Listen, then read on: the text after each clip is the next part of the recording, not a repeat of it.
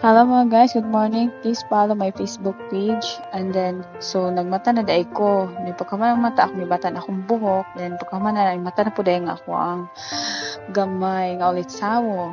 Then after that, nga nigudling ko na siya sa bako siyang mata. So nigas is balay. Then na siya sa pantawa na nigudling ko. So ako po, nag-video po ko sa ilaha.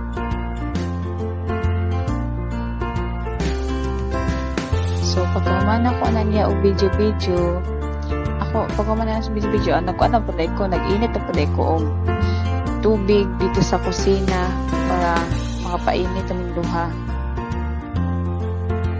Ayan na mga guys, nag-init ko ng tubig. So, ako na siyang gita ko sa tubig o pila ka baso ang tubig para dili mahinobra ang aming inibig.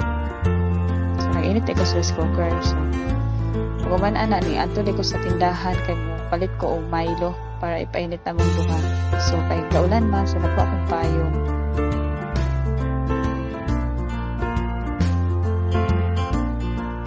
So guys, nanali ko sa tindahan. Nagpalit ko, nakuha ko sa amo ang sudan nga akong ibutan sa freezer.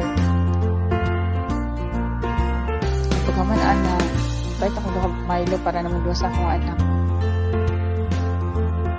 Bayan na daig ko.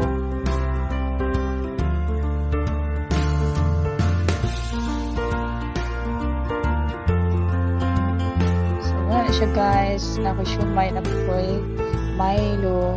And then, kuman ana, nagkuha ko dahon sa saging. And dahon sa saging akong gamiton para mausaran ako ang kuan ako ninungag o pagkaluto og akong siumay pero kaluto sa kanon ako din sampaw ang siumay para di na ako daghang hasol pa para di na ako mahasol sige og steamer pa so mo na siya guys naluto na siya guys din ako na siya kanon din mga pini guys so thank you for watching.